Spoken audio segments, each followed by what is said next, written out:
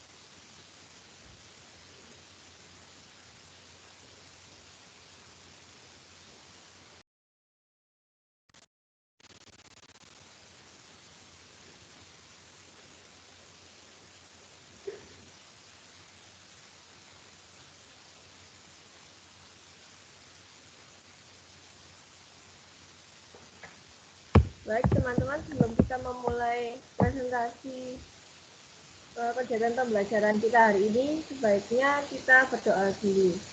Berdoa menurut kepercayaan masing-masing, dipersilakan.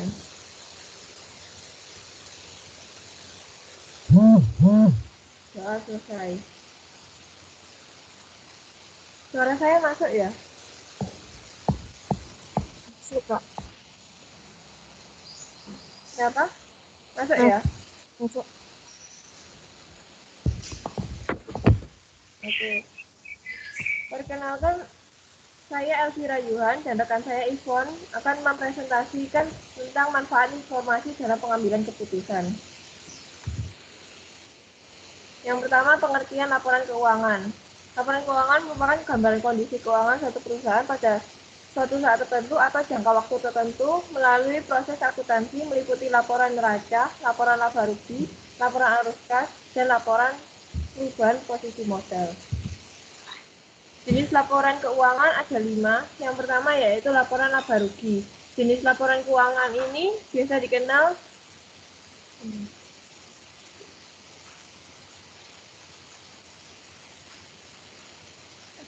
maaf, sebentar ya.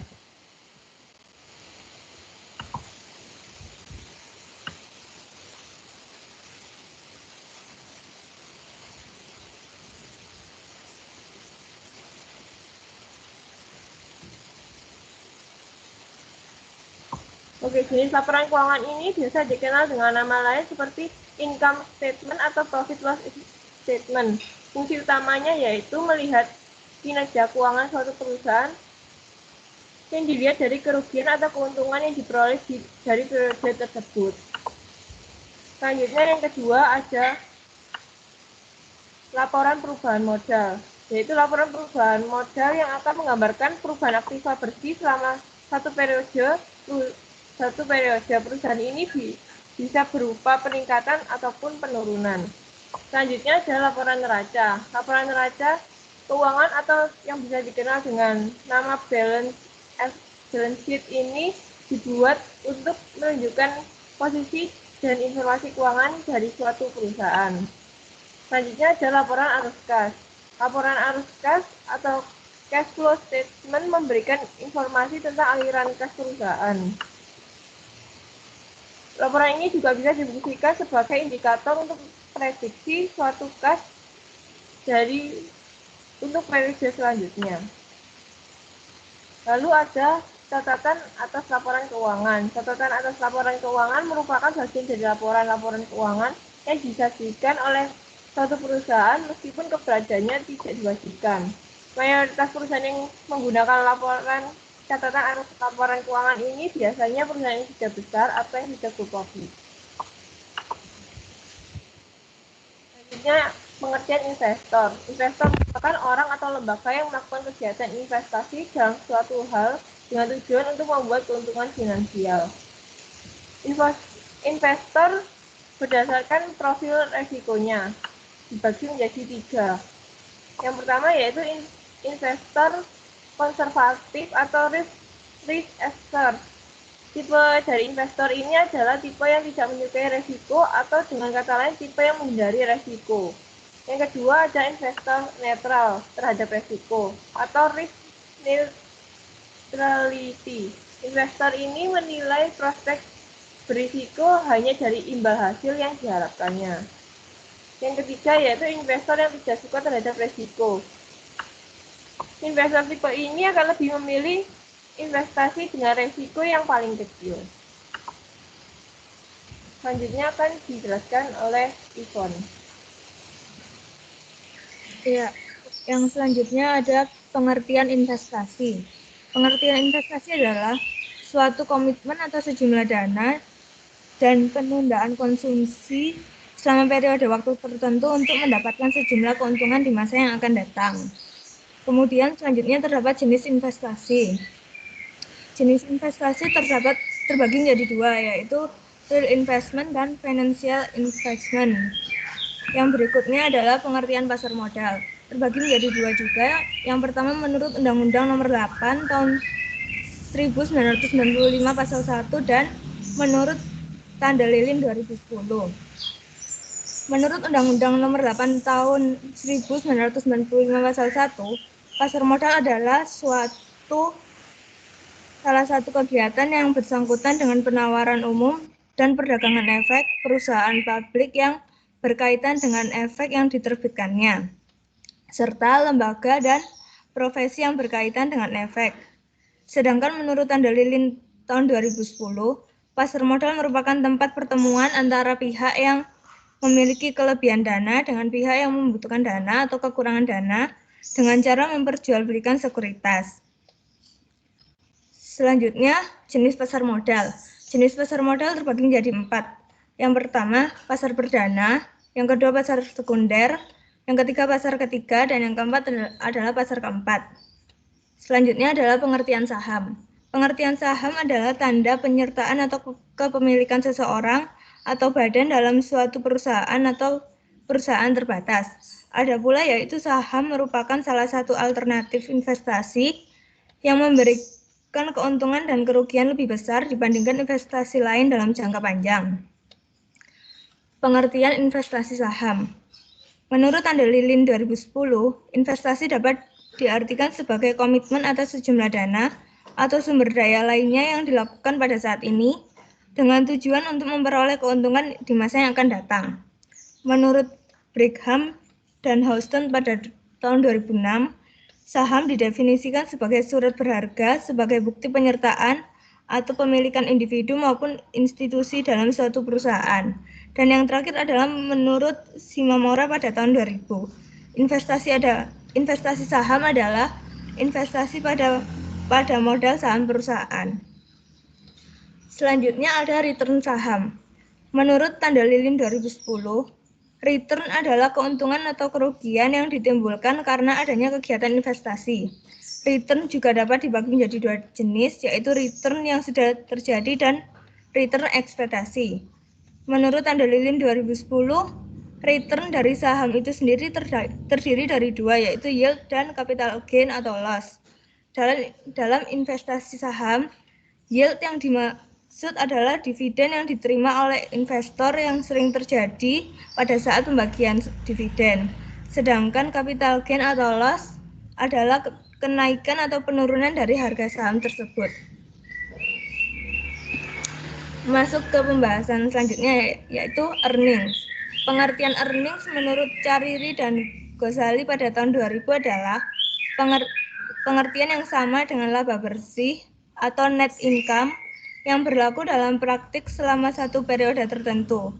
Laba atau earning ini tidak termasuk kumulatif dari penyesuaian akuntansi periode sebelumnya yang diakui pada periode ini.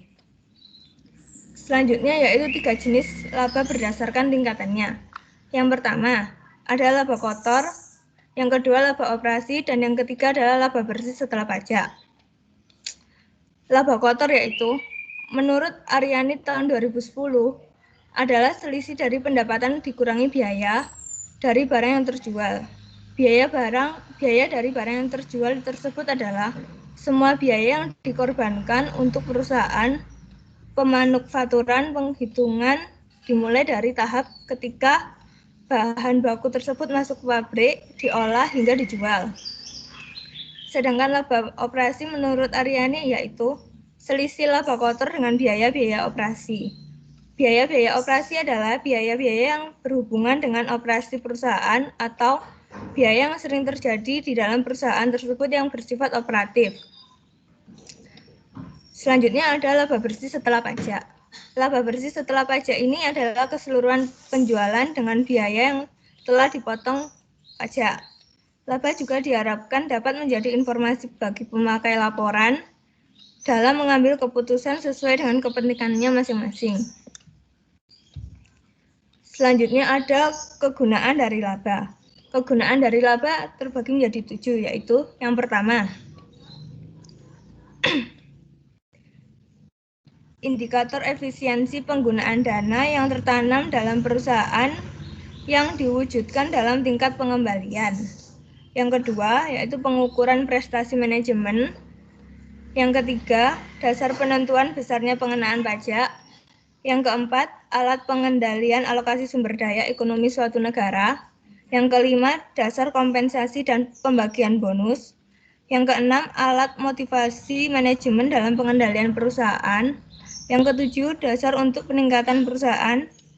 Dan yang kedelapan adalah dasar pembagian dividen. Next. Earning per share. Menurut Usman tahun 2004, earning per share adalah perbandingan antara laba bersih setelah pajak pada 1 tahun buku dengan jumlah saham yang diterbitkan. Informasi mengenai EPS ini tertuang dalam laporan laba rugi emiten yang menerbitkan saham. Next. Pengertian dividen. Dividen adalah proporsi laba atau keuntungan yang dibagikan kepada pemegang saham dalam jumlah yang sebanding dengan jumlah saham yang dimiliki oleh investor. Selanjutnya adalah teori kebijakan dividen. Terbagi menjadi 3, yaitu teori sinyal atau signaling teori, yang kedua bird in the hand teori, dan yang ketiga adalah teori ketidakrelevanan dividen atau dividend irrelevance teori. Yang pertama yaitu teori sinyal.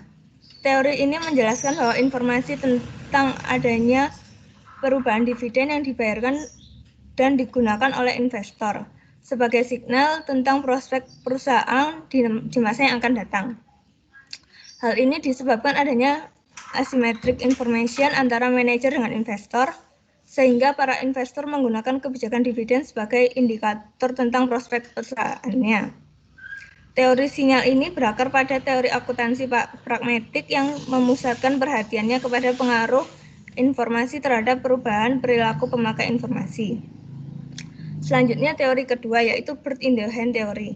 Menurut Gordon dalam Brigham dan Gapensky pada tahun 96, teori ini memandang bahwa dividen tinggi adalah yang terbaik karena dividen lebih suka kepastian tentang return investasinya serta mengantisipasi risiko ketidakpastian tentang kebangkrutan perusahaan. Yang terakhir adalah teori ketidakrelevanan dividen. Menurut Keown 2000.2607, teori ketidakrelevanan dividen ini adalah teori yang menyatakan bahwa kebijakan dividen perusahaan tidak mempunyai pengaruh baik terhadap nilai perusahaan maupun biaya modalnya. Selanjutnya yaitu teori pengambilan keputusan seseorang. Terbagi menjadi 2, yaitu garis besar metodologi dan sistem informasi. Garis besar metodologi yaitu adalah salah satu teori yang menyatakan bahwa pernyataan kemungkinan bukan tujuan jangka yang lebih panjang. seperti mereka dalam kondisi yang ideal dan serangkaian prosedur formal di mana secara individu dapat membuat keputusan terbaik dengan memilih dari berbagai alternatif. Prosedur ini memberikan informasi tambahan untuk memperbaiki perkiraan subjektif para pembuat keputusan. Yang kedua yaitu ada sistem informasi. Sistem informasi menurut Belkau tahun 2000 adalah informasi kuantitatif yang membahas tentang salah satu entitas ekonomi yang bermanfaat untuk pengambilan keputusan ekonomi dalam menentukan pilihan-pilihan di antara alternatif tindakan. Sedangkan menurut Aryani tahun 2010, informasi akuntansi adalah informasi kuantitatif yang dapat ditunjukkan dalam bentuk moneter yang menjelaskan tentang kondisi keuangan suatu entitas yang ingin disampaikan kepada pihak-pihak yang berkepentingan yang berada di luar ataupun di dalam perusahaan tersebut. Suharjono pada tahun 2008 juga mengemukakan bahwa informasi dapat dikatakan memiliki nilai manfaat dan keputusan apabila informasi tersebut adalah sebagai berikut. Yang pertama, dapat menambah pengetahuan pembuat keputusan tentang keputusannya di masa lalu, sekarang, dan yang akan datang.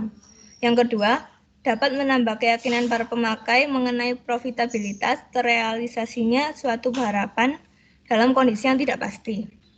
Dan yang ketiga atau terakhir, dapat mengubah keputusan atas atau perilaku dari para pemakai. Selanjutnya adalah ada alasan pasar mereaksi informasi. Terdapat 4 alasan, yaitu yang pertama, karena investor telah memiliki keyakinan awal akan mengenai performance suatu perusahaan, yaitu terkait dengan dividen, arus kas atau laba yang mempengaruhi return dan risiko saham suatu perusahaan. Yang kedua, karena investor telah memiliki keyakinan awal yang akan mengenai performance suatu perusahaan, yaitu terkait dengan dividen, arus kas atau laba yang mempengaruhi return dan risiko saham suatu perusahaan. Yang ketiga, investor yang akan merevisi ekspektasinya akan bersedia membeli sekuritas pada harga sekarang. Dan yang keempat, karena kita juga akan berharap untuk mengamati peningkatan volume saham yang diperdagangkan saat perusahaan melaporkan laba bersihnya. Selanjutnya adalah temuan tentang respon pasar. Ada 3, yaitu yang pertama, teori efisiensi pasar yang menegaskan bahwa pasar akan bereaksi cepat terhadap informasi yang baru dikeluarkan, sehingga penting untuk mengetahui kapan suatu laporan laba bersih tersebut akan diketahui oleh publik. Yang kedua, berita bagus atau good news atau berita buruk atau bad news dalam laporan laba bersih biasanya dievaluasi secara relatif terhadap apa yang menjadi harapan investor. Dan yang ketiga, selalu saja terdapat peristiwa lain yang dapat mempengaruhi harga dan volume saham. Selanjutnya yaitu pengertian earnings response coefficient atau ERC. Umumnya, dalam mengetahui kualitas laba yang baik dapat diukur dengan menggunakan earnings response coefficient atau ERC yang merupakan bentuk pengukuran kandungan informasi dalam laba. Menurut Koch dan Jung pada tahun 91, pengertian koefisien respon laba atau earning response coefficient ini adalah efek setiap dolar unexpected earnings terhadap return saham dan biasanya diukur dengan slope koefisien dalam regresi abnormal return saham dan unexpected earnings. Selanjutnya ada faktor yang menyebabkan perbedaan ERC. Terdapat 9 faktor, yaitu yang pertama, beta. Semakin tinggi beta atau semakin tinggi resiko yang diharapkan di masa depan, maka akan semakin rendah pula reaksi investor terhadap jumlah earnings tidak diharapkan. Yang kedua, capital structure. Jika tingkat leverage perusahaan tinggi, pengumuman informasi laba lebih merupakan berita baik bagi kreditor daripada pemegang saham. Yang ketiga, persistence. Reaksi pasar lebih tinggi terhadap informasi laba yang diharapkan berlaku konsisten dalam jangka panjang dibandingkan informasi laba yang bersifat sementara. Yang keempat adalah high persistent atau ERC lebih dari satu. Perusahaan ini mengumumkan telah berhasil dalam mengembangkan produk barunya. Yang kelima ada persistent of 1 atau ERC adalah 1. Perusahaan mengumumkan GN dengan adanya peningkatan net income yang disebabkan oleh laba penjualan aktiva tetap atau penghentian suatu kegiatan usaha. Yang keenam adalah persistent of 0 atau ERC adalah 0. Perusahaan mengumumkan GN dengan meningkatnya net income yang disebabkan oleh perubahan metode akuntansi. Yang ketujuh adalah earnings quality. Semakin tinggi kualitas earnings, diharapkan semakin tinggi pula ERC. Kualitas earnings adalah besarnya probabilitas main diagonal dalam kaitannya dengan informasi. Yang kedelapan, growth opportunity. Berita yang baik dan berita yang buruk adalah berita yang mengimplikasikan prospek akan pertumbuhan laba. Dan yang terakhir adalah the informativeness of price. Semakin informatif harga atau proksinya adalah firm size, maka semakin sedikit pula kandungan informasi tentang pengumuman laba. Selanjutnya akan dijelaskan oleh rekan saya, Elvira Yuhan. Selanjutnya ada tiga yang dibahas. Yang pertama, komponen laporan arus kas dan earning per share terhadap return saham perusahaan barang-barang konsumsi di Bursa Efek Indonesia milik Rosdiana 2008. Semakin meningkatnya jumlah perusahaan yang terdapat di BEI menyebabkan semakin banyaknya investor yang ingin melakukan investasi. Dalam melakukan investasi melalui pasar modal, investor lebih mengutamakan perasaan aman dan tingkat return yang tinggi. Return yang didapat oleh para investor dapat berupa dividen dan capital gain. Harga saham dan return saham dapat dipengaruhi oleh banyak faktor. Laporan keuangan merupakan kunci pada investor untuk mengambil keputusan investasi. Salah satu alat analisis yang digunakan para investor adalah analisis terhadap laporan arus kas. Selain investor membutuhkan laporan keuangan untuk menentukan investasi mereka, investor juga membutuhkan alat analisis yang digunakan untuk menggambarkan prospek perusahaan di masa mendatang. Hal ini digunakan untuk melihat tingkat return yang akan diberikan pada investor. Alat analisis yang digunakan adalah laba per lembar saham atau earning per share. Earning per share digunakan untuk melihat kemajuan dari operasi perusahaan, menentukan harga saham, dan besarnya dividen yang akan dibagikan. Pada umumnya, pemegang saham senang dengan earning per share yang besar, karena dengan demikian keberhasilan perusahaan dapat terlihat dan tingkat pertumbuhan earning per share dapat digunakan untuk memprediksi besarnya dividen harga saham di kemudian hari. Yang kedua yaitu efek informasi asimetri terhadap kebijakan dividen milik Kusuma tahun 2009. Para investor dan masyarakat luas pada umumnya mengetahui cara suatu perusahaan membuat kebijakan dividen. Kebijakan dividen digunakan oleh perusahaan untuk mengumumkan dan membagikan laba yang dimiliki oleh perusahaan. Menurut teori urgensi, apabila laba yang dibagikan, maka laba tersebut dapat dialokasikan pada proyek-proyek yang kurang menguntungkan. Atau dengan kata lain, pembagian dengan cara tersebut akan lebih menguntungkan pada pihak manajemen. Unprofitable project kurang disukai oleh para pemegang saham karena lebih menguntungkan untuk pihak manajemen. Dengan begitu dapat disimpulkan para pemegang saham lebih suka mendapatkan dividen daripada laba ditahan. Pengumuman perubahan dividen mengakibatkan reaksi positif terhadap rata-rata harga saham. Penelitian ini ingin melihat efek informasi asimetri terhadap kebijakan dividen, di mana informasi asimetri yang digunakan adalah pecking order theory dan signaling theory. Kasus yang ketiga yaitu pengaruh kandungan informasi arus kas, komponen arus kas, dan laba akuntansi terhadap harga dan return saham milik Irianti 2010. Informasi akuntansi merupakan informasi yang sangat penting dalam suatu perusahaan. Informasi akuntansi digunakan oleh pengguna yang memiliki potensial seperti para investor. Investor akan menggunakan informasi tersebut untuk mengambil sebuah keputusan untuk berinvestasi atau tidak pada perusahaan tersebut. Laporan keuangan memiliki banyak komponen yang dapat memberikan banyak sekali informasi mengenai kondisi perusahaan. Laba dan arus kas merupakan pengukuran yang dapat memberi informasi mengenai kesuksesan manajemen suatu perusahaan. Dalam laba akan ditentukan kinerja perusahaan dan dengan arus kas dapat diukur likuiditas yang dimiliki perusahaan. Pembahasan studi yang pertama. Penelitian ini dilakukan pada 34 perusahaan yang termasuk kategori industri barang-barang konsumsi berdasarkan klasifikasi ICMD yang terdaftar di BEI pada tahun 2004 hingga 2006 dan memiliki hasil secara simultan menunjukkan bahwa komponen arus kas dan earning per share berpengaruh terhadap return saham. Sedangkan hasil pengujian secara parsial menunjukkan variabel arus kas dan earning per share memberikan pengaruh positif terhadap return saham.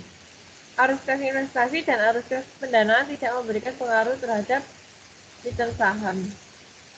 Pembahasan untuk kasus yang kedua yaitu sampel penelitian menggunakan perusahaan manufaktur yang diperdagangkan di BEI pada tahun 2000 sampai 2004. Pada tahun 2000 hingga 2004 terdapat 154 perusahaan manufaktur yang go public dan dapat digunakan untuk pengujian hipotesanya yaitu 216 perusahaan yang terdiri dari 69 perusahaan yang membayar dividen dan 147 perusahaan yang tidak membagikan dividen. Hasil dari penelitian ini adalah dividen tidak terkait dengan informasi asimetri. Hasil ini sama dengan teori of pecking order, tetapi tidak mendukung bagi signaling teori. Lalu kasus yang ketiga yaitu penelitian ini menggunakan 29 perusahaan yang terdaftar dalam BEI dengan cara metode sampling. Dan data yang digunakan merupakan laporan keuangan yang telah diaudit pada tahun 2005 dan 2006. Hasil penelitian ini menunjukkan bahwa laba akuntansi arus kas total komponen arus kas berpengaruh signifikan terhadap harga saham. Sedangkan untuk total arus kas, komponen arus kas, dan laba akuntansi tidak berpengaruh pada return saham, kecuali arus kas operasi berpengaruh signifikan pada return saham.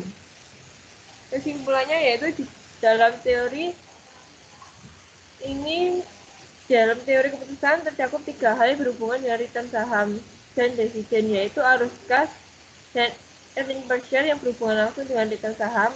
Yang kedua, asimetri informasi yang berhubungan dengan dividen dan laba perusahaan yang juga berhubungan dengan return saham. Dalam hubungannya, dalam bidang-bidang yang dicakup, ternyata laporan arus kas dan laba komprehensif berhubungan dengan akuntansi, earning per share berhubungan dengan pasar, sedangkan asimetri informasi berhubungan dengan manajemen. Dan dapat ditarik kesimpulan bahwa di dalam akuntansi terkandung kandungan informasi yang dapat digunakan dalam pengambilan keputusan oleh investor mengenai kebijakan return saham yang dikeluarkan perusahaan, apakah itu efektif dan efisien atau sebaliknya. Sekian presentasi dari kelompok kami. Kami akan membuka 6 pertanyaan dan dibagi menjadi 2 sesi.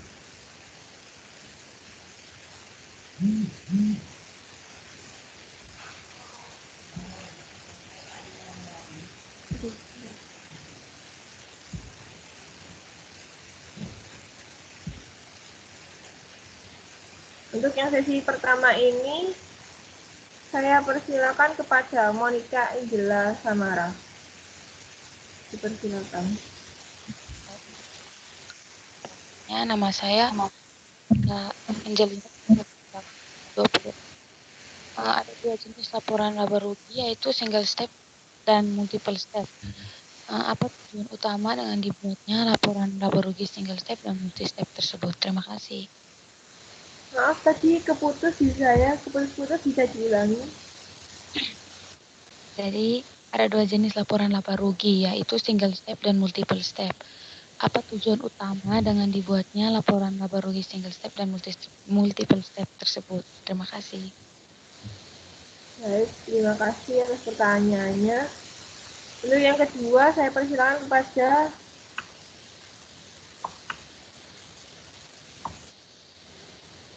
Kepada Marcelino Felix Wijaya. Terima kasih atas kesempatannya. Saya Marcelino Felix dengan NIM belakang 22.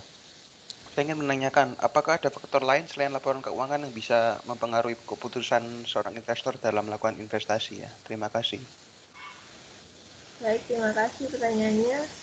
Untuk yang ketiga, saya persilakan kepada Yovita Ivani.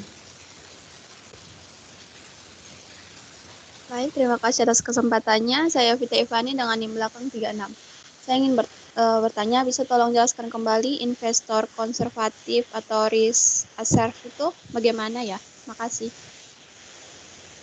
Baik, kami akan mendiskusikan dulu. Mohon ditunggu sebentar.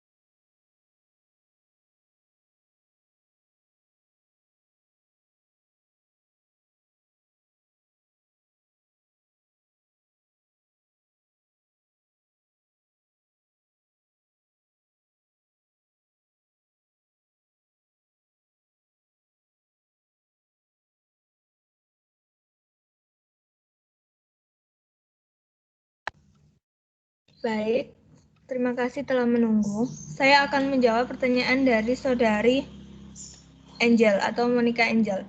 Saudari Monica Angel bertanya, apa tujuan utama dari dibuatnya laporan laba rugi single step dan multiple step? Tujuan dari dibuatnya laporan laba rugi single step atau multiple step ini adalah untuk mengetahui apakah perusahaan tersebut mendapatkan keuntungan atau justru kerugian. Apakah sudah terjawab? Oh iya, baik. Terima kasih kelompok. Sama-sama. Saya akan menjawab pertanyaannya Marcel. Apa yang bisa mempengaruhi selain laporan keuangan dalam pengambilan keputusan? Dan beberapa penelitian itu ada yang menyebutkan locus of control, itu dimana dipengaruhi oleh kepribadiannya si investor sendiri. Jadi si investor ini merasa bahwa analisisnya ini tentang keadaan informasi di luar sana selain laporan keuangan itu bisa dibuat atau dimanfaatkan oleh investor untuk mengambil keuntungan dalam trading gitu. Apakah sudah terjawab? Baik, terima kasih.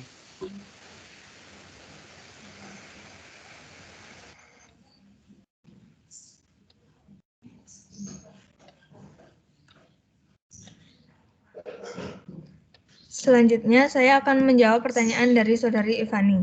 Saudari Ivani bertanya, dalam bagian investor berdasarkan profil risikonya, ada investor yang dinamakan konservatif atau risk reserve. Bisa dijelaskan kembali? Yaitu tipe dari investor ini adalah tipe yang tidak menyukai risiko atau tipe yang bisa dibilang menghindari risiko. Tipe ini juga adalah tipe yang nyaman dengan keamanan modal investasi serta hasil yang pasti. Biasanya, investor jenis ini adalah investor yang mempunyai sikap yang agresif dan spekulatif dalam mengambil keputusan. Apakah sudah menjawab? Iya, sudah. Terima kasih. Sama-sama.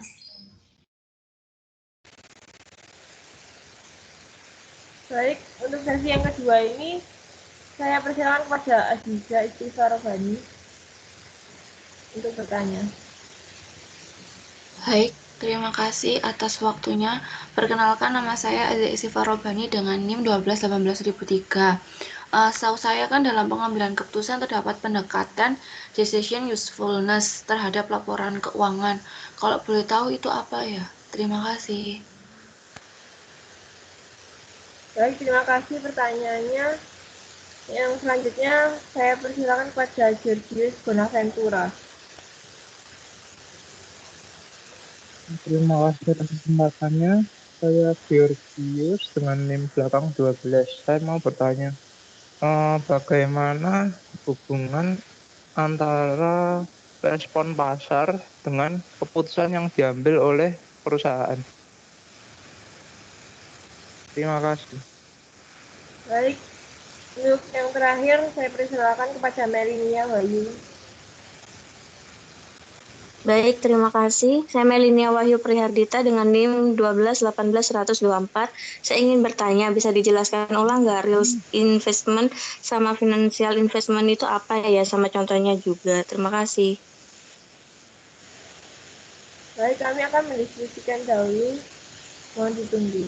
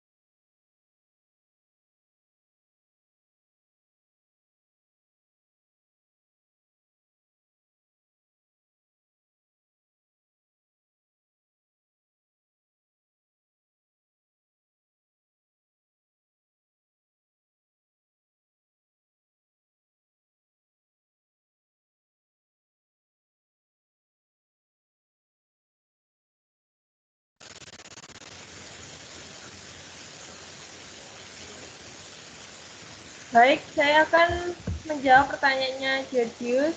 Bagaimana hubungan respon pasar dengan pengambilan keputusan perusahaan?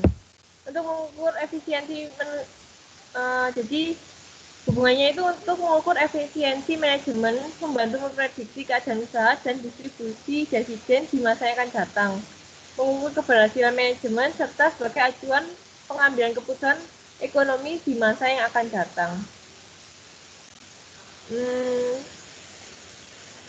Juga bisa sebagai informasi laba yang pada umumnya merupakan perhatian utama dalam menaksir kinerja atau tanggung jawab manajemen, serta membantu pemilik atau pihak-pihak lain untuk melakukan penaksiran atas adanya persiar di perusahaan di masa yang akan datang. Apakah sudah terjawab, Jadi? Oke, terima kasih.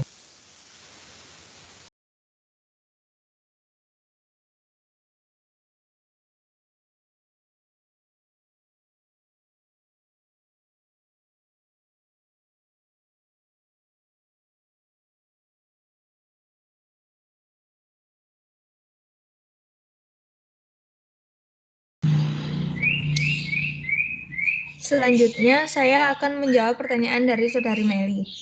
Apa perbedaannya dari real investment dengan financial investment, serta berikan contohnya. Real investment adalah jenis investasi yang berhubungan dengan bisnis yang ada di sektor real. Sedangkan financial investment adalah investasi yang dilakukan terhadap aspek keuangan, tetapi tetap memiliki nilai yang tinggi.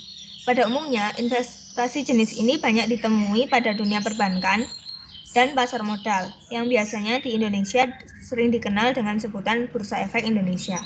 Contoh dari real investment yaitu adalah tanah, rumah,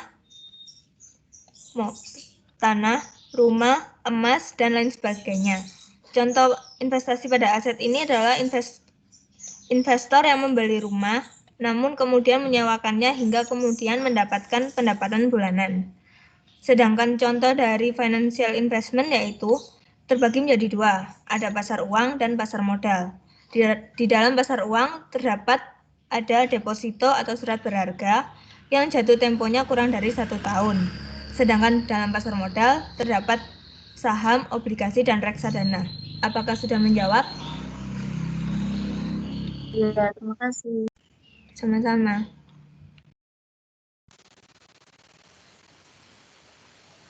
Saya akan menjawab pertanyaannya dari Aziza tentang decision useful. Pendekatan decision usefulness. Teori ini itu untuk teori akuntansi yang mengambil tinjauan bahwa jika tidak dapat menyajikan laporan keuangan secara teoritis dengan benar, setidaknya bisa mencoba untuk membuat laporan yang berdasarkan pada harga historis yang lebih bermanfaat. Ada dua hal penting dalam mengadopsi pendekatan decision usefulness ini. Yang pertama yaitu siapa pengguna laporan keuangan. Para pengguna laporan ini dibagi menjadi kelompok besar seperti investor, kreditor, manajemen, serikat pekerja, pemakai standar, dan pemerintah.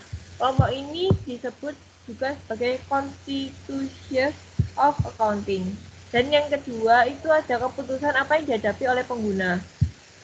Akuntan akan menyediakan laporan keuangan yang lebih baik untuk memenuhi informasi yang dibutuhkan pada constitutions. Laporan keuangan kemudian dapat disajikan dengan informasi sesuai dengan yang dibutuhkan oleh para pengguna yang akan memberi petunjuk untuk memperbaiki pembuatan keputusan. Dengan kata lain, laporan keuangan dibuat lebih bermanfaat. Pendekatan decision usefulness terhadap laporan keuangan ini yaitu sebagai suatu reaksi terhadap kemustahilan untuk menyediakan laporan keuangan yang benar menurut teori. Bagaimanapun, pendekatan ini memecahkan masalah terhadap mengidentifikasian para pemakai laporan keuangan dan pemilihan informasi yang mereka butuhkan untuk membuat keputusan yang baik. Apakah sudah terjawab, Aziza? Baik, terima kasih. Karena sudah 2 sesi dan 6 penanya, saya kembalikan kepada Pak Dan.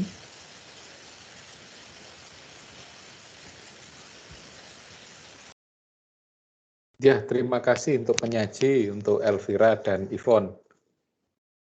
Minimalis ya, 6 ya. Kan dibuka seluas-luasnya. Kalau ada 12 ya diterima semuanya dong 12. Tuh ya. Ya nggak apa-apa, kan keputusan dari penyaji gitu ya. Penyajinya memang membukanya untuk 2 sesi, untuk 6 ya 6. Tapi nggak tahu ini penanyanya berapa. Oke, tolong di take down ininya apa PPT-nya, salin diahnya. Iya, oke. Ya, mengenai information usefulness, ya. Ya, kemudian di yang perlu diperhatikan. Oh, tapi sebelumnya saya akan mengomentari ini apa dulu tata tulisnya ya dari kelompok ini supaya kita belajar juga menulis dengan baik dan benar, gitu ya. Pertama, oh ya, kata-kata kunci. Tidak kata kunci ya. Kalau kata kunci berarti kan keyword. Sedangkan di abstrakmu yang bahasa Inggris itu menggunakan keywords. S-nya ada S-nya ya, berarti kan jamak. Maka terjemahan yang benar adalah kata-kata kunci, bukan kata kunci. Oke, kemudian di bawahnya lagi. Ya, di daftar isi nggak ada masalah, di kata pengantar juga sebenarnya. Kemudian ada orang tua. Kalau orang tua itu sebenarnya harusnya gandeng kalau di dalam bahasa Indonesia ya, kaidah bahasa Indonesia menyebut orang tua, bapak ibu kita itu harusnya gandeng. Kalau terpisah itu orang yang sudah tua. Oke, yang lain lagi yang sering berulang. Nah, ini ada di bab 1 itu ada beberapa statement mengenai abnormal return dan sebagainya yang tidak ada daftar pustakanya. Nggak ada referensinya, sorry, tidak diberi referensi. Terus kemudian di bab 2 saya kaget, saya nggak ngerti ini Elvira dan Yvonne ini belajar dari mana untuk membuat referensi itu menurut dalam kurung Munawir, 2010, nggak pakai koma lagi ya belakangnya. Laporan keuangan adalah kalau setahu saya, sepengertian saya ya kalau kemudian panduan yang saya juga panduan yang penulisan itu yang saya ketahui, termasuk penyusunan yang awal di Majung ini dan kemudian selanjutnya itu ada timnya, itu kan tidak seperti ini. Jadi harusnya kan menurut Munawir dalam kurung baru tahunnya, kalau kemudian di depannya itu menurun berarti menurut berarti kan kemudian menurut Munawir dalam kurung 2010, bla bla bla bla gitu. Saya nggak ngerti ini semua karena semua referensinya kayak begini. Saya nggak ngerti ini ikut panduannya siapa. Sepertinya juga nggak dibaca ya panduannya oleh Elvira dan Yvonne ini ya. Jadi nggak tahu ini, tapi saya nggak tahu nyuntuh siapa dan akhirnya kesalahannya fatal. Jadi semuanya, jadi seluruh isi tulisan ini kayak begitu. Kalau kemudian, loh Pak Dan itu biasanya Pak, kalau katakanlah memberi masukan itu dalam kurung referensi tahun. Nah itu kan untuk yang di belakang, bukan yang untuk yang di depan seperti ini. Jadi kalau di depan itu jelas nama nama penulisnya, baru kemudian tahunnya. Dan yang dikurung itu cukup tahunnya. Oke, itu ini ya kesalahan yang berulang dan seluruh isi tulisan ini. Dan kemudian saat kemudian dua tulisan seharusnya kan menurut, nah ini kan menurut dalam kurung Tawan dan Solika, nggak pakai koma, 2012.2.168 itu halaman gitu ya. Itu salah karena apa? Ini kutipan tidak langsung. Kalau kutipan langsung harusnya, karena kalau berarti pakai halaman itu kutipan langsung, maka yang di dalam itu mengambil kita langsung dari referensi, kita kasih tanda petik menjorok ke dalam baik itu kanan kiri menjorok 1 spasi. Nah, kalau kutipan tidak langsung itu tidak perlu dikasih halaman. Ya, dan kemudian kalau kemudian menulisnya 2 orang itu tawan dannya itu bukan pakai tulisan dan tapi pakai tanda yang kontrol bukan kontrol ya alt F ya kontrol 7 gitu ya, kontrol apa ya pokoknya ini ya. Ya yang ini ya yang apa di angka 7 itu ya. Shift 7 itu. Jadi yang dannya itu pakai tanda itu. Bukan tulisan dan tapi yang tanda dan yang biasanya kayak paraf saya itu ya. Dan ya ini sedangkan menurut dalam kurung tawan seharusnya kan sedangkan menurut tawan dan Soliha dalam kurung 2012, jadi kayak begitu. Saya tahu saya panduannya kayak begitu. Saya membuat itu. Nggak tahu ini ikut panduannya siapa gitu. Dan kemudian seluruh tanda baca itu menempel pada kata sebelumnya. Ini kan money market spasi titik 2. Nah, ini kan langsung muncul di word-nya itu kan kelihatan ada tanda di bawahnya, ada yang garis-garis merah itu ya, kayak garis-garis merah itu berarti ada yang salah. Nah, seharusnya nempel ke dalam. Semua ini. Dan kemudian ditulis lengkap gitu ya. Ciptono, Darmadi, dan Hendi M. Fakhrudin. Ya, nggak perlu, cukup sure name-nya saja. Jadi kayak seperti Elvira Yuhan dan ini Yvonne Hendro Cipta gitu ya. Sehingga yang ditulis harusnya ya cukup itu Yuhan dan Cipta gitu. Tidak kemudian ditulis semuanya. Ya kemudian memang yang enak seperti saya punya sure name, tapi di bawah itu di daftar pustaka menulisnya salah gitu ya. Ditulisnya itu di daftar pustaka saya itu ini kan kemudian menggunakan referensi 2-nya. Sugama Stefanus, Daniel. Loh kok yang nama depan tok yang ditaruh jadi apa yang di koma ditaruh di belakang? Tidak, sure name saja. Jadi apa? Stefanus, Daniel, Sugama. Itu. Jadi seperti contohnya kalau Elvira Johan enak nulisnya Yuhan, Elvira. Nah, seperti yang si Yvonne itu harusnya Cipta, Yvonne. Atau disingkat bisa saja Cipta, IH gitu ya. Jadi ya nggak tahu ini yang menulisnya ikut referensinya siapa. Dari tadi saya ini kok panduan nggak baca panduan sama sekali anak-anak ini. Yang lainnya tidak separah ini. Jadi Mas Iri ya nggak tahu ini kenapa ini kok parah semua gitu ya. Cara penulisan dan Anda sudah semester 6 loh. Terus saya nggak ngerti juga akhirnya bagaimana menulis PKL Anda dan proposal Anda kalau cara menulis Anda berantakan kayak begini. Ya kemudian enak seperti Jessica Sagan gitu ya, Sagan, Jessica gitu ya, yang memang yang 3 nama jadi sulit. Nah seperti contohnya si Evelyn, si VV, ini kan nggak enak gitu ya, Tantono, Evelyn Gelia gitu. Kalau disingkatnya apalagi kalau kemudian pakai singkatan ya Tantono, EG kan nggak tahu dipikirnya kan itu pasti cowok. Asisa juga gitu, Asisa Istighfar Robani. Jadi yang pakai itu yang sure name-nya itu adalah Robani. Jadi baninya dia adalah Bani Robani gitu ya. Sure name atau marga atau syekh gitu ya. Itu kan yang cukup nama belakangnya saja. Yang nggak enak itu Gusti Ayu Melani Antoni. Jadi Antoni, GAM. Oke, itu ya cara menuliskannya.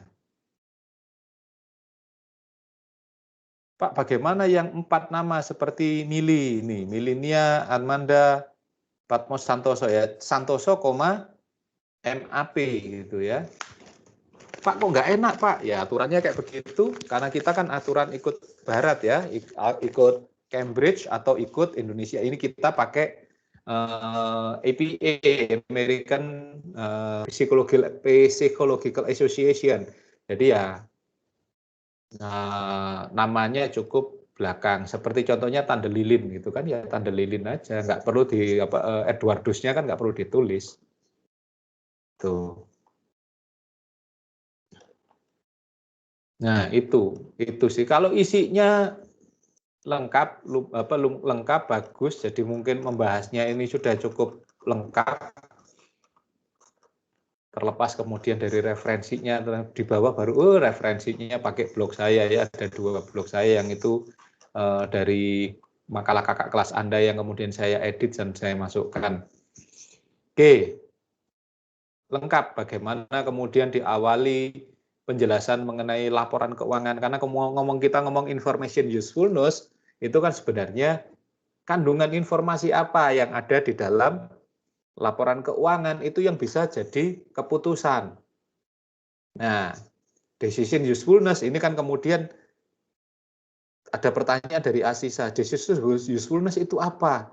Loh, emangnya Asisa kemarin nggak ikut kuliah ya? Kan sudah saya ceritakan yang kemudian kebalik ya, bukan kebalik. Secara konsepsi ini decision-nya itu yang decision usefulness itu yang kita kemarin bahas minggu kemarin, dan hari ini kita membahas information usefulness. Memang kemudian aneh gitu ya di akuntansi, teori akuntansi positif ini kenapa yang diomongin itu adalah decision usefulness-nya bukan information-nya, information usefulness-nya. Seharusnya kan informasi untuk mengambil keputusan, tapi kenapa pengambilan keputusannya itu di depan. Tapi mungkin ya nggak apa-apa lah, itu mungkin lupa gitu ya, bahwa minggu kemarin kita itu ngomong perspektif decision usefulness, manfaat pengambilan keputusan. Nah, hari ini kan perspektif informasi dalam mengambil keputusan. Jadi ini kalau bahasa aslinya itu disebut dengan information usefulness. Nah, kandungan informasi apa yang bisa kemudian untuk mengambil keputusan? Nah, kelompok ini sudah benar mengawalinya dengan laporan keuangan. Laporan keuangan isinya apa gitu ya. Ini kan sebenarnya kalau mau pakai referensi yang terbaru, laporan keuangan bukan 5 ya Elvira ya, harusnya pakai 6, dan ini juga nggak ada referensinya. Saya nggak tahu kenapa ini kok nggak ada referensinya, apakah ini pakai jenis-jenis laporan keuangan, tiba-tiba laporan laba rugi, seharusnya kan jenis-jenis laporan keuangan, ini menurut siapa? Nah, yang setahu saya 5 ini berarti menurut FASB atau IASB yang masih tahun kemarin. Sedangkan kalau yang IASB yang sekarang, yang tahun 2018, itu laporan keuangan itu bukan hanya 5, tapi 6 jenisnya. Yang ke-6 itu adalah komparatif. Jadi ini perlu juga di-update gitu ya dengan yang terkini, dengan referensi yang terkini. Laporan keuangan itu bukan 5, tapi 6.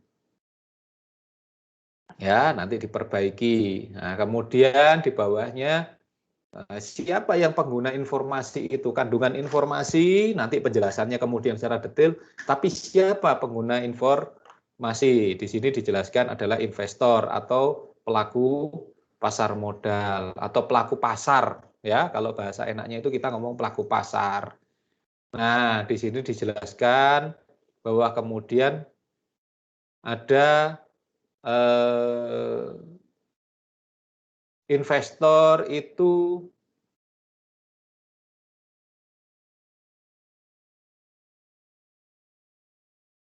ada 3 gitu ya. Ada yang di sini kok konservatif ya. Setahu saya risk seeker itu bukan konservatif. Tapi nggak apa-apa deh, saya nggak tahu ini referensinya ngambil dari mana, saya juga nggak ada. Nggak tahu, di sini tidak ada informasinya, siapa referensinya. Nah, seperti ini kan jadi kemudian jadi ragu-ragu, kemudian ini ngambil siapa contohnya. Karena seharusnya ini kan agresif ya, investor yang risk seeker ini ya. Itu harusnya agresif, terus kemudian yang kedua itu netral, risk netral, terus kemudian risk averter, mereka yang tidak menyukai resiko.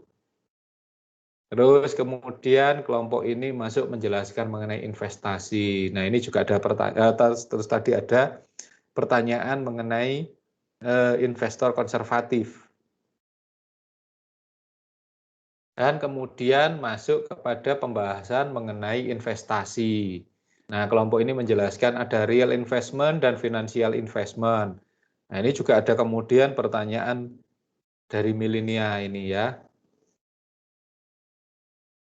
Jadi ya, nah ini kan sebenarnya ilmu lama ini. Kalau kita belajar teori dari manajemen keuangan, perkembangannya kan sudah kelihatan sebenarnya. Kita itu secara ini ya, secara keilmuan itu finansial dan real investment itu ada dua orang di sini ya.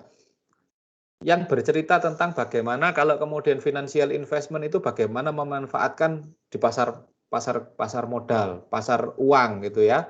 Kita tidak perlu beraktivitas susah-susah gitu ya. Dan kemudian ada yang satu lagi perspektifnya adalah real investment. Kita bangun pabrik, bangun toko, dan sebagainya yang kemudian melakukan aktivitasnya. Dan cara menghitungnya beda. Real investment itu kita ketahui harus menggunakan capital budgeting. Membuat yang namanya business plan dan sebagainya. Kalau yang financial investment nggak perlu, tinggal ngelihat informasi di pasar modal ya. Entah itu pakai technical, entah itu fundamental, entah itu pakai CAPM, APT, atau seterusnya. Nah, kebetulan kok dilalah gitu ya, dilalah itu apa ya? Kok ya ternyata gitu ya, seperti di Majung ini, real investment itu yang kemudian yang saya pelajari. Jadi saya kemudian saat saya belajar tentang investasi, teori investasi dan sebagainya, waktu S2 itu memang saya belajarnya tentang real investment. Saya tidak terlalu suka pasar modal. Tapi jadi mayor saya di real investment, minor saya di investasi pasar modal. Berbeda dengan Pak Re. Pak Re itu mayornya itu financial investment, minornya tentang real investment. Nah, sekarang Pak Re juga lagi sekolahnya tentang ini ya, bagaimana finance. Jadi bukan di akuntansi, tapi finance. Jadi akuntansi, kemanfaatan akuntansi untuk pengambilan sebagai informasi dan pengambilan keputusan. Dan arahnya memang Pak Re kepada financial investment ya, terkait dengan pasar modal dan teman-temannya. Makanya terus kemudian, ini kemudian ada pertanyaan dari Marcelino, keputusannya, bagaimana keputusan itu selain laporan keuangan. Ya kalau kemudian kita menggunakan laporan keuangan itu yang kemudian dengan rasio dan sebagainya, itu yang kemudian tekniknya diketahui sebagai teknik yang fundamental. Sedangkan yang lain itu yang teknikal. Nah, teknikal itu memanfaatkan apa? Memanfaatkan informasi yang ada di pasar seperti dead cross, gold cross, jadi transaksinya, jadi pada trading volume activity-nya, bukan pada fundamentalnya. Jadi itu yang kemudian di situ yang teknikal itu yang bisa kemudian menjadi, dan itu kan nggak butuh laporan keuangan, itu kan urusannya dengan apa? Dengan transaksi supply and demand yang ada di pasar modal. Nah, kemudian selain itu tentu saja ada yang namanya informasi yang sifatnya makro. Nah, informasi makro itu apa? Seperti kemudian harga tukar, nilai tukar ini apa? Nilai tukar rupiah, kurs, bunga dan sebagainya. Nah, itu yang sifatnya makro. Nah, pendekatannya ini tetap masuk fundamental, tapi pendekatannya bukan CAPM, bukan single.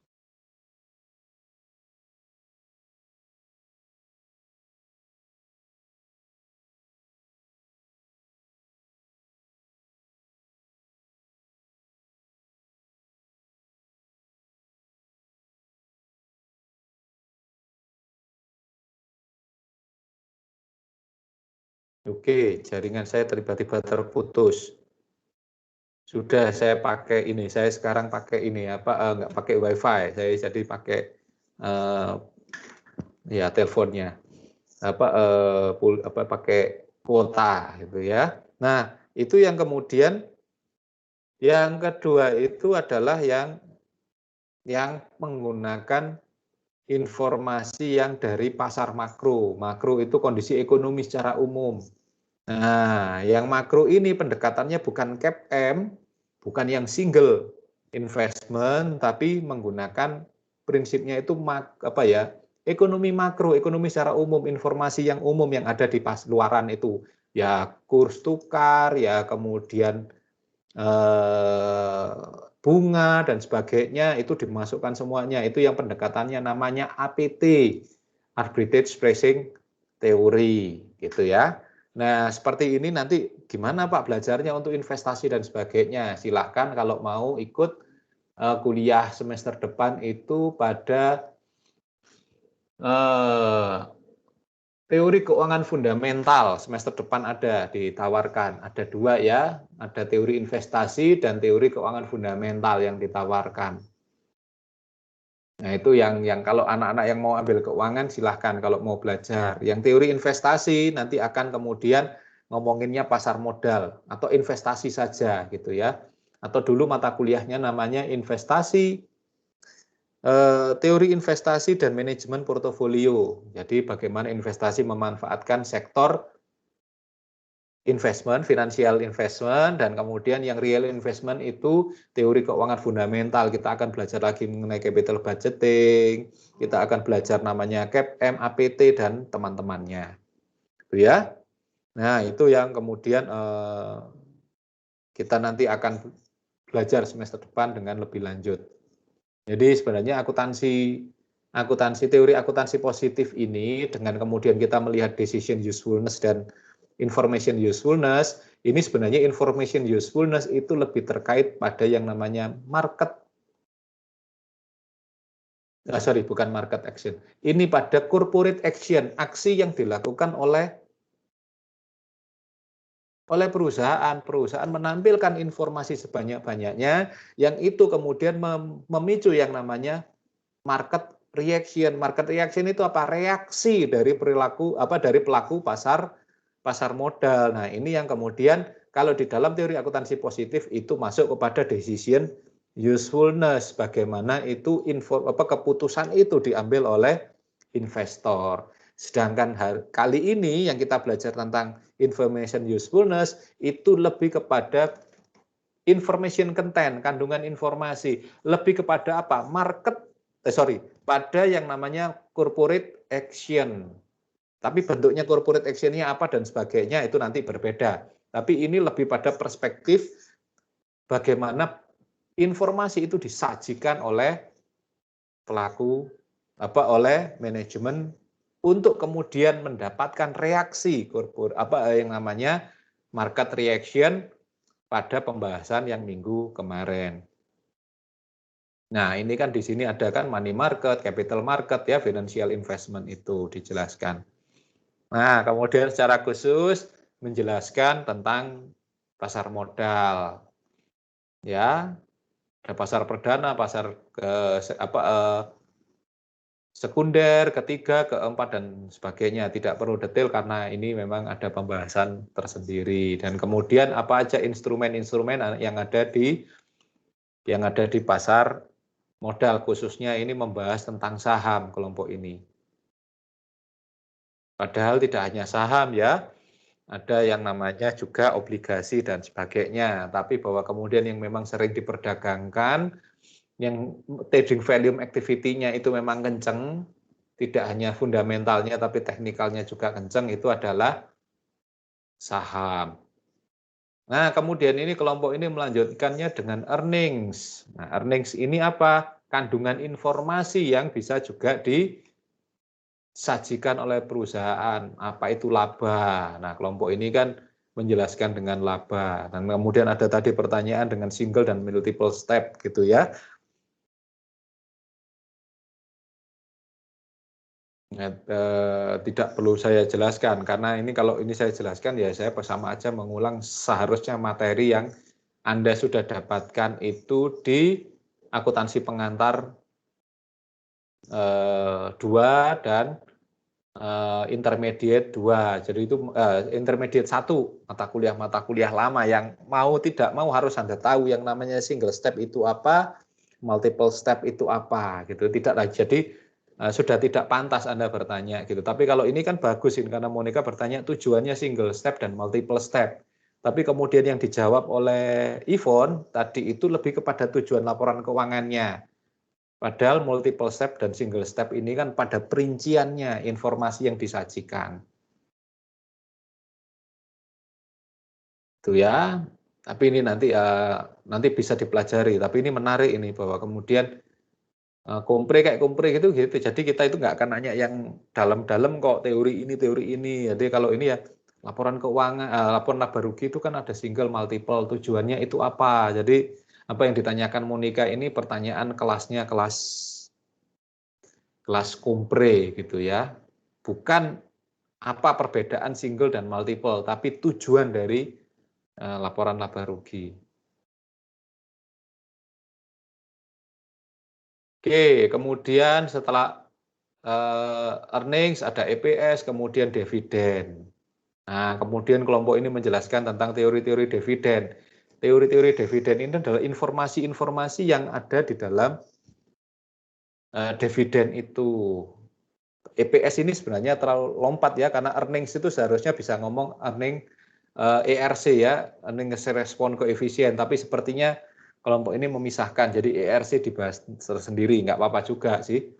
Itu kan masing-masing orang punya punya gaya gitu ya, umum, khusus gitu ya. Nanti takutnya memang kalau katakanlah earnings terus kemudian sampai ERC dan sebagainya dibahas, ngomong selanjutnya itu jadi agak terputus. Itu strategi aja. Nah, kemudian kelompok ini membahas mengenai dividen. Di situ teori dividen, ada yang namanya teori penyinyalan, signaling. Nah, kemudian di Indonesia kan memang menjadi teori sinyal. Waktu saya pernah menulis ini menjadi menjadi jurnal itu karena teori signaling teori itu belum di Indonesia kan secara resmi, tidak menjadi teori sinyal. Saya disuruh mengindonesiakan oleh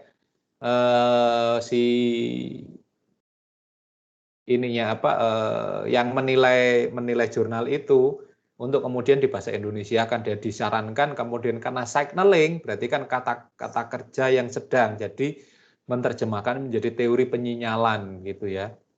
Nah, jadi ya kemudian saat itu saya publish dan sebagainya, banyak orang nanya opo itu penyinyalan itu ya, apa itu penyinyalan. Tapi kemudian sekarang sudah teori sinyal saja.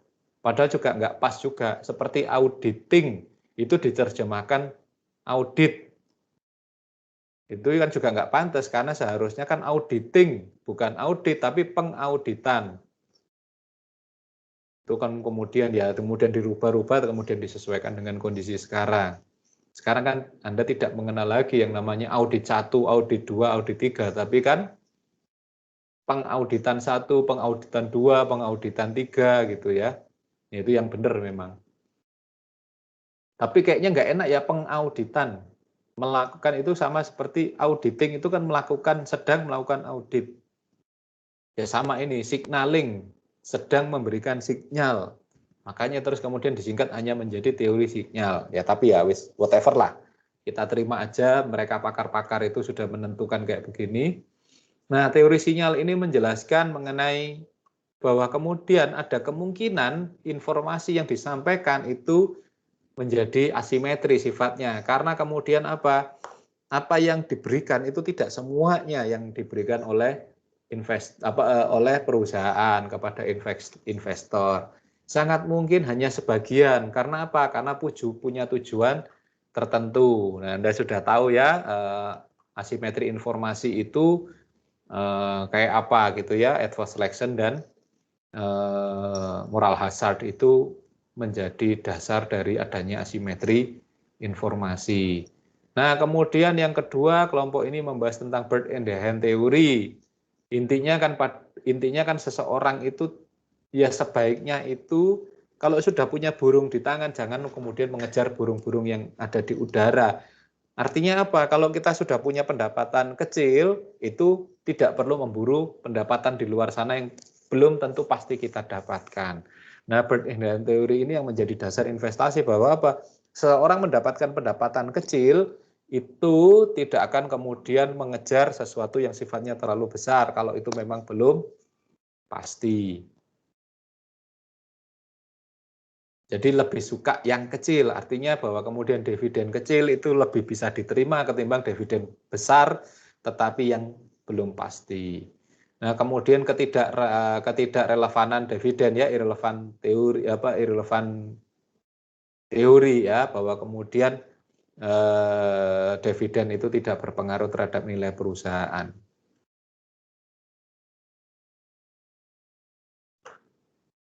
Nah, kemudian juga kelompok ini membahas mengenai agensi teori, ya, teori keagenan.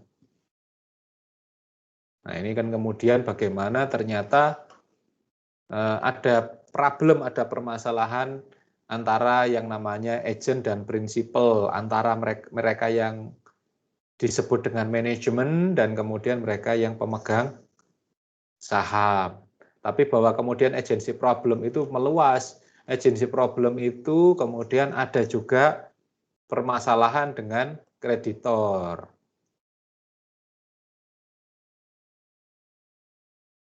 Nah, itu yang kemudian pada perkembangannya sekarang. Ya, di sini bahwa kemudian agent itu karena dia melakukan asimetri informasi, membatasi informasi yang diberikan, itu ada karena apa? Karena ada faktor yang namanya adverse selection dan moral hazard. Terus ada packing order teori, bahwa kemudian ternyata saat kita melakukan pendanaan itu ada internal eksternal, ada kemudian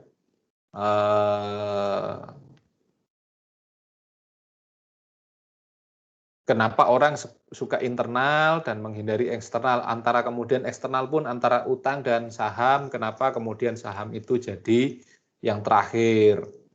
Nah, itu kan sudah sedikit banyak dibahas. Nah, dibahas lagi di teori akuntansi positif. Nanti lebih detail lagi pembahasannya itu kalau kemudian masuk ke teori keuangan fundamental, termasuk EMH ini ya. Setelah itu kan kelompok ini membahas EMH, Efficient Market Hypothesis. Ada weak form, semi strong, dan strong form. Dan kemudian pengujian-pengujiannya ya.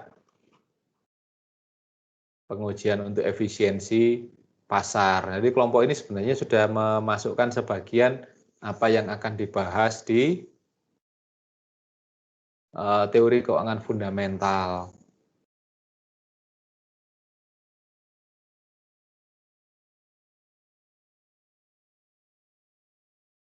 Oke, kemudian ada pendekatan decision usefulness dan ada information usefulness.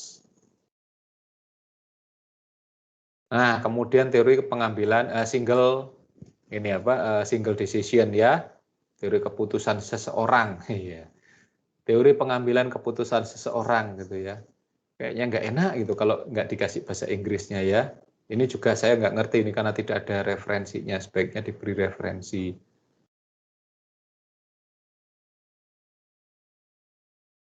Sebenarnya lengkap kelompok ini menyajikannya. Terus kemudian market reaction ya. Kelompok ini juga membahas mengenai market reaction dan respon pasar, termasuk kemudian membahas earning respon koefisien. Padahal kalau ini seharusnya di atasnya earning itu lebih mantap ini. ERC-nya ini. Ya, ini saya sebaiknya dipindah setelah earning ya, ERC ini. Saya sarankan aja supaya dipindah setelah earning. Karena dia satu kelompok dengan earnings. Karena yang dibawa ternyata dalam-dalam ya, saat ngomongin dividen, saat ngomongin yang lain dalam-dalam. Jadi dipindahkan aja.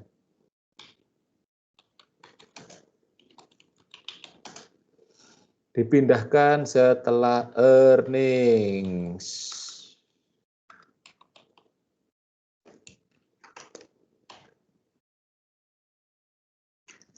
Nah, kemudian kelompok ini melanjutkannya dengan studi kasus yang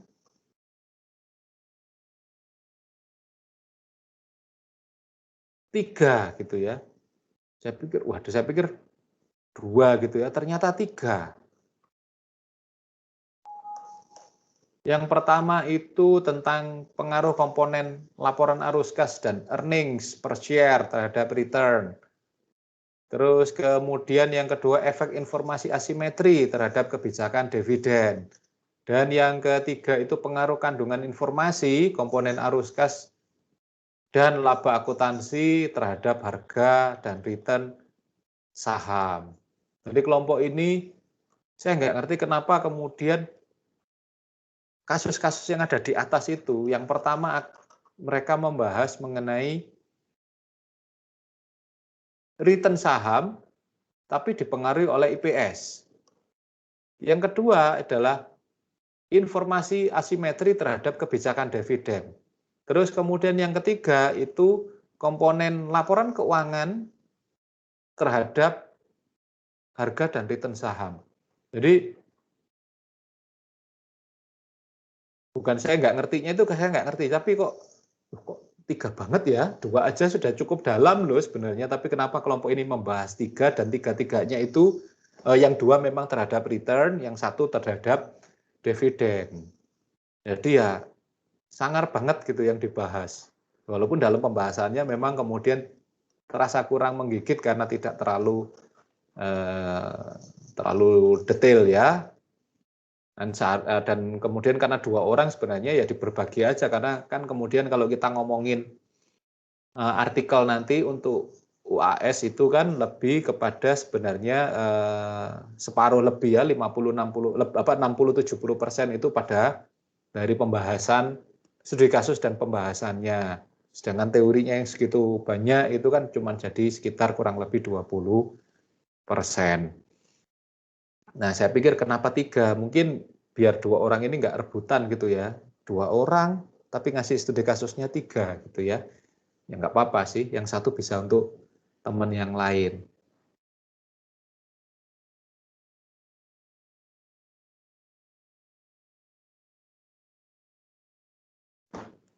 Jadi itu materi katakanlah komen saya terhadap materi dari kelompok ini. Jadi memang kelompok ini memberikan sebenarnya lebih dari apa yang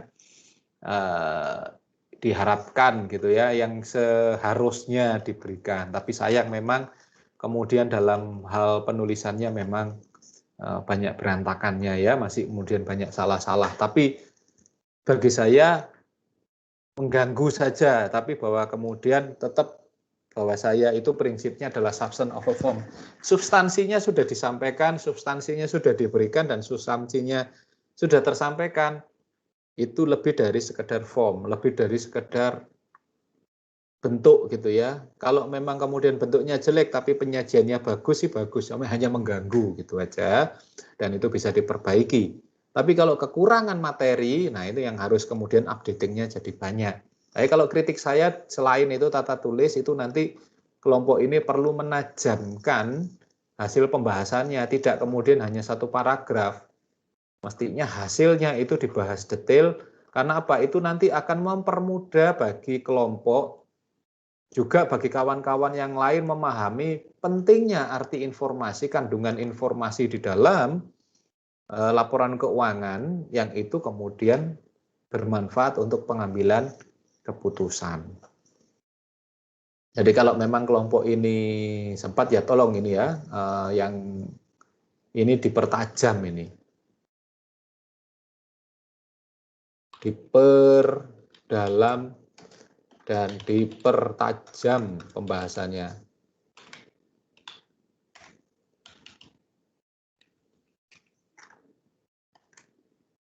Nah, kalau saya tulis gini kan berarti sudah wajib gitu ya.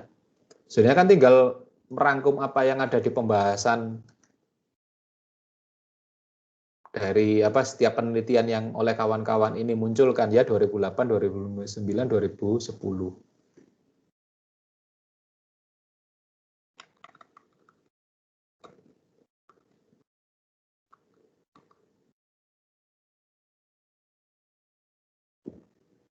Oke, saya juga sudah katakanlah menjelaskan lebih dari lebih detail lagi, lebih dalam dari apa yang di kelompok ini harus sajikan, dan juga sudah mengomentari, juga sudah menjawab dari apa itu information usefulness. yang seharusnya juga termasuk juga menanggapi pertanyaan-pertanyaan dari audiens yang ada di sini. Oke, apakah ada yang ingin ditanyakan, ditambahkan dari kawan-kawan atau yang masih bingung?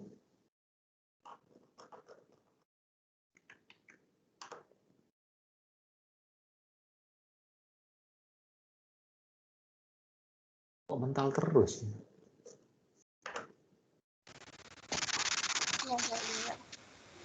Ya? Sudah ya.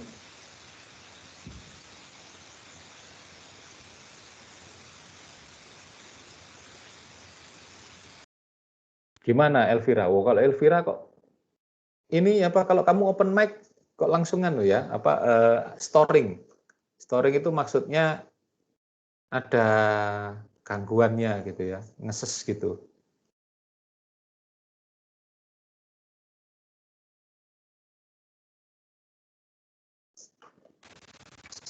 Nah ini kalau kamu open mic langsung gitu gangguan. Kalau event, kayaknya gara-gara kebanting nggak sengaja, Mbak. Apanya yang kebanting? Laptopnya. Laptopnya kebanting. Ya ampun Tuhan, saya ini lagi butuh laptop loh. Kamu kok banting-banting laptop? Nggak sengaja, Mbak. Oh nggak sengaja. Kalau siapa? Oh saya pikir kamu sengaja nggak tahu lagi marah sama siapa gitu ya. Karena ada yang nggak ngasih kepastian terus kamu banting-banting laptop. Daripada banting-banting laptop, kasihkan ke saya aja, saya pakainya.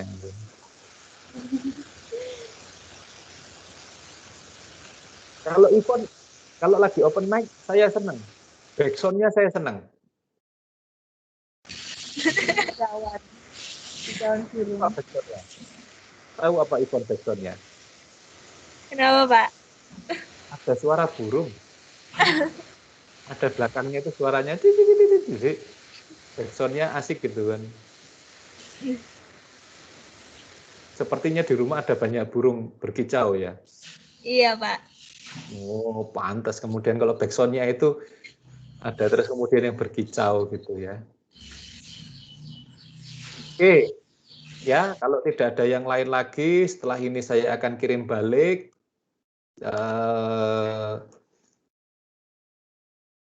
apa yang harus direvisi oleh kelompok, tolong diperbaiki sesuai dengan masukan saya, disempurnakan, dan nanti dikirim lagi saat UAS. Dan ya ini kan kemudian masukan saya, kemudian ada sebagian yang mempermudah Anda, khususnya di pembahasan itu, kalau nanti itu bisa Anda perbaiki, itu akan mempermudah Anda dalam proses UAS. Oke, yang lain tidak ada pertanyaan? Kalau tidak ada pertanyaan, kuliah kali ini saya cukupkan sampai di sini. Oke ya, terima kasih perhatiannya. Kita akan akhiri dengan doa untuk mendapatkan yang terbaik dari Tuhan, dari perkuliahan ini, dan semoga ini menjadi bekal kita untuk menjadi calon akuntan yang baik, gitu ya. Berdoa menurut iman dan kepercayaan masing-masing, dipersilahkan.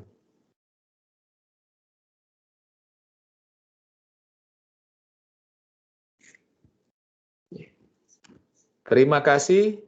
Kita nanti akan ketemu siang nanti. Terima kasih, Pak.